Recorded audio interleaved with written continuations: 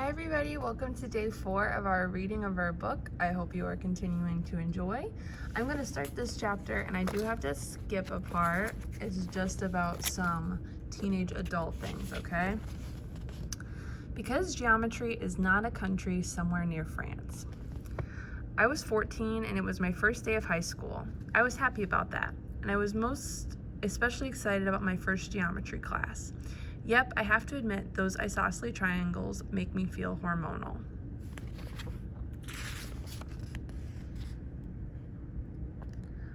When I was a baby, I'd crawl under my bed and snuggle into a corner to sleep. I just felt warm and safe leaning into two walls at the same time. When I was 8, 9, and 10, I slept in my bedroom closet with the door closed.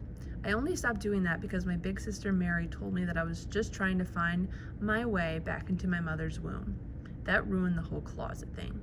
Don't get me wrong, I don't have anything against my mother's womb. I was built in there after all, so I have to say that I am pro-womb, but I have zero interest in moving back home, so to speak. My sister is good at ruining things. After high school, my sister just froze. Didn't go to college, didn't get a job, didn't do anything. Kinda sad, I guess.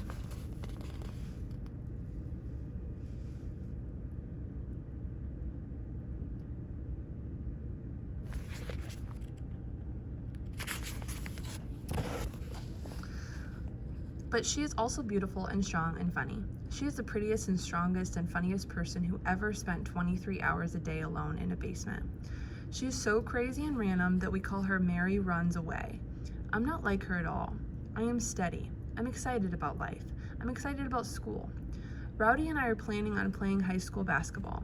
Last year, Rowdy and I were the best players on the 8th grade team, but I don't think I'll be a very good high school player. Rowdy is probably going to start varsity as a freshman, but I figure the bigger and better kids will crush me.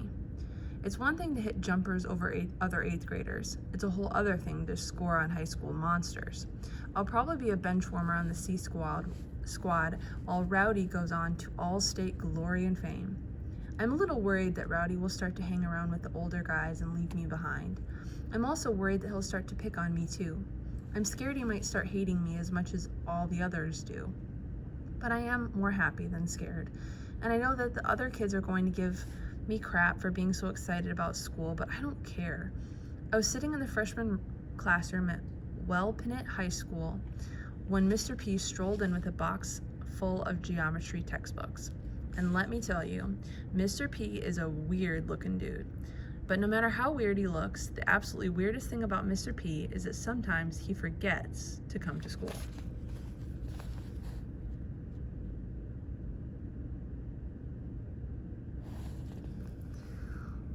Let me repeat that. Mr. P sometimes forgets to come to school. Yep, we have to send a kid down to the teacher's housing compound behind the school to wake Mr. P, who is always conking out in front of this TV.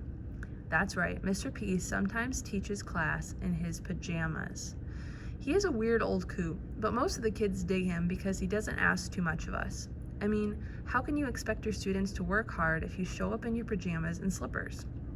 And yeah, I know it's weird, but the tribe actually houses all of the teachers in one-bedroom cottages and musty old trailer houses behind the school. You can't teach at our school if you don't live in the compound. It was like some kind of prison work farm for our liberal white vegetarian do-gooders and conservative white missionary saviors. Some of our teachers make us eat birdseed so we'll feel closer to the earth, and other teachers hate birds because they are supposedly minions of the devil. It is like being taught by Jekyll and Hyde. But Mr. P isn't a Democrat, Republican, Christian, or devil-worshipping freak. He is just sleepy.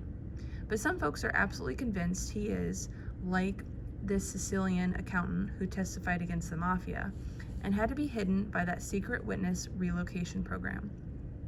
It makes some goofy sort of sense, I suppose.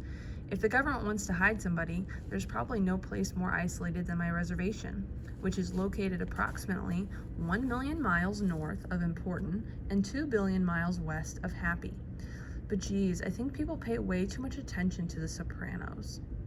Mostly I just think Mr. P is a lonely old man who used to be a lonely young man. And for some reason, I don't understand, lonely white people love to hang around lonelier Indians. All right, kids, let's get cracking, Mr. P said as he passed out the geometry books. How about we do something strange and start on page 1?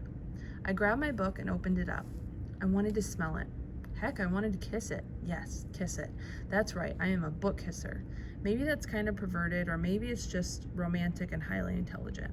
But my lips and I stopped short when I saw this written on the inside cover. This book belongs to Agnes Adams. Okay, you're probably asking yourself, who is Agnes Adams? Well, let me tell you. Agnes Adams is my mother. My mother. And Adams is her maiden name. So that means my mother was born in Adams, and she was still in Adams when she wrote her name in that book. And she was 30 when she gave birth to me. Yep, so that means I was staring at a geometry book that was at least 30 years older than I was. I couldn't believe it. How horrible is that? My school and my tribe are so poor and sad that we have to study from the same dang books our parents studied from. That is absolutely the saddest thing in the world. And let me tell you, that old, decrepit geometry book hit my heart with the force of a nuclear bomb. My hopes and dreams floated up in a mushroom cloud.